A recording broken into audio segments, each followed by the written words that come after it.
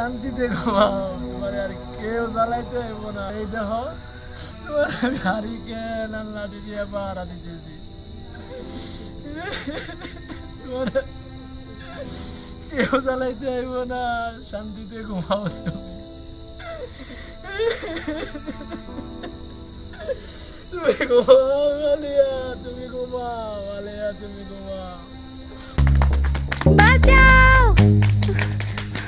এই শয়তানদের হাত থেকে আমাকে বাঁচাও। কোন জানোয়ারের দল? আমি বাচ্চা কে থাকতে কোথায় আছো? এই আমাকে এলাকার আর বাঁচাও। কোনো মাইয়া সর্বনাশ হতে দেব না। কেডা? বাঁচাও। এই কেডা? এই কেডা? কেডা? জানোয়ারের দল।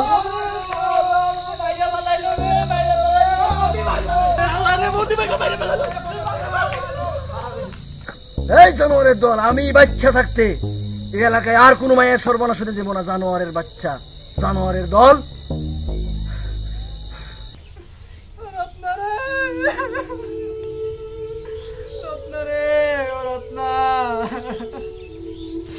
আমি তোরে বাঁচাইতে পারলাম না রে রত্না, আমার মাফ করে দে রত্না। আজ যদি সমাজে আমি ন্যায় বিচার প্রতিষ্ঠা করতাম তাহলে আজ তো এইভাবে মরতে হইতো না রে রত্না। আমার তুই মাফ করে দে রে রত্না, রত্না, আমার রত্না রে। আরে মাতবন না, তোমার না মেলা ক্ষমতা, তুমি কান্দো কে? হ্যাঁ মতি রে, মারে তোর উপরে বড় অন্যায় করে ফেলছি রে ভাই, তার জন্য হয়তো আজ আমার এই ফল ভোগ করতে হইতেছে রে ভাই। মাতবর, আজকে তুমি কান্দো কে? মনে পড়ে ওই দিনের কথা? তোমার কাছে বিচার চাইতে গেছিলাম, তুমি কি বলছিলা? মনে পড়ে কি? হ্যাঁ মতি, হ্যাঁ মনে পড়ে, মনে পড়ে। আজকাল প্রমাণ ছাড়া কোনো বিচার হয় না। আর আমার এই পোলাপান যে তোর এই কাজ করছে তার কোনো প্রমাণ আছে তোর কাছে? মাতবর সাহেব, বিশ্বাস করেন আমার কথা। এই রতন আর কাল আমরা আমার ঘরের ভিতরে ঢুকে আমার বাইন্দা রেখে আমার বউ সর্বনাশ করছে। আমার বউটা লজ্জায় অপমানে গলায় ধরে দিছে। আমার চিৎকার আত্মনাদে গ্রামবাসীর কেউ আগায় আসে নাই, কারণ সবাই জানে আর আপনার লোক। তোর পাড়ার লোকদের ডাক, তারা যদি আগে আসে, তারা যদি সাক্ষী দেয়, অবশ্যই আমি এদের বিচার করব। মাতবর সাহেব, পাড়ার সবাই আপনারা ডরায়, আপনার লোকদের বিরুদ্ধে কেউ সাক্ষী দিব না। পাড়ার লোকজন সাক্ষী দিতে ভয় পায়, আর তোর বিচার চাইতে ভয় করে না? দেখছস, আজকে সালিশ ডাকছি, কেউই তো আইলো না। সর্বনাশ তো আমার হয়েছে, বিচার তো আমি চাবই। শোন, এসব আজগুবি কথাবার্তা বলে কোনো লাভ নাই। তোর সাথে তোর বউয়ের বনিবনাত নাই, এই জন্য তোর বউ আত্মহত্যা করছে। ঘরে ফ্যানের সাথে তোর বউ ঝুলন্ত লাশ পাওয়া গেছে, এটা তো এলাকাবাসী সবাই জানে। মাতবর সাহেব, আপনি গ্রামের মাথা, আপনার কাছে যদি বিচার না পাই তাহলে আর কার কাছে বিচার পাবো? আহা মতি, ফ্যান ফ্যানানি বন্ধ করতো। বেশি বক বক করলে কিন্তু আমি তোর নামে বউ হত্যার মামলা দেবো।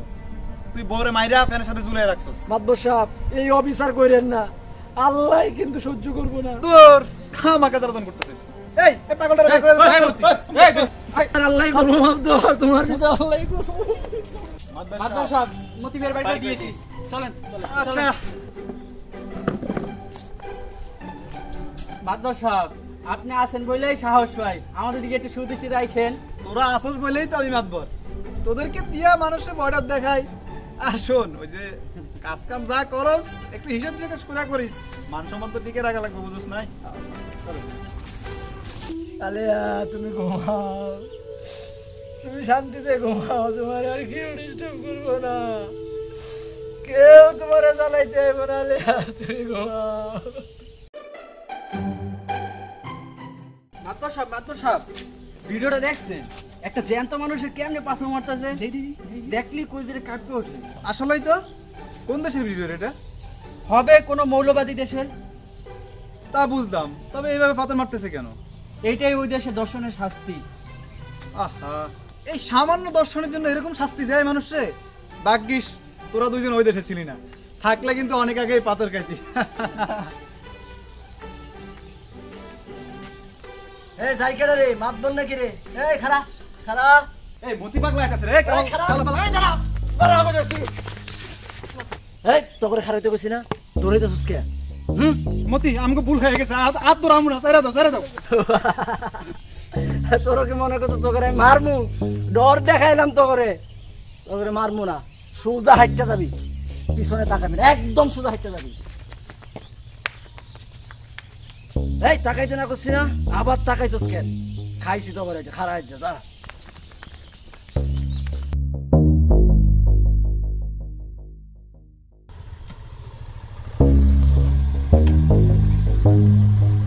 আসসালামু আলাইকুম মাদ্দার সাহেব। ওয়ালাইকুম আসসালাম। কি রে রতন, কি অবস্থা, ভালো আছোস? এই তো আছি।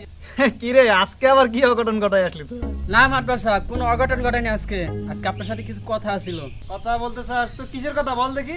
মাদ্দার সাহেব, আমাদের ভাগের জমিটা তো দিলেন না। কি বাগের জমি মানে? তোকে আবার কিসের বাগের জমি? সব ভুলে গেছেন মাদ্দার সাহেব।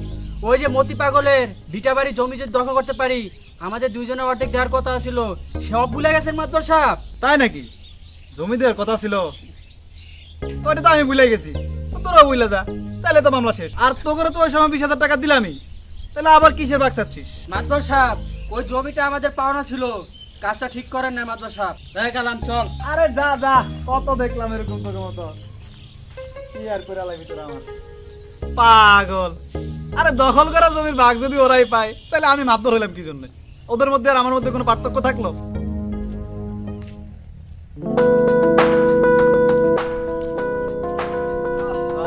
এই সময় আবার কল দিল কে?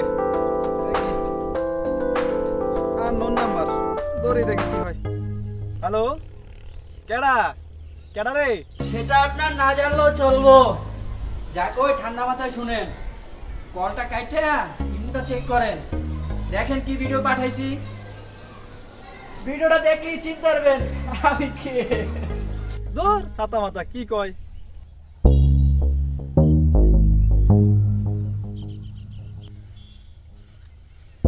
রতন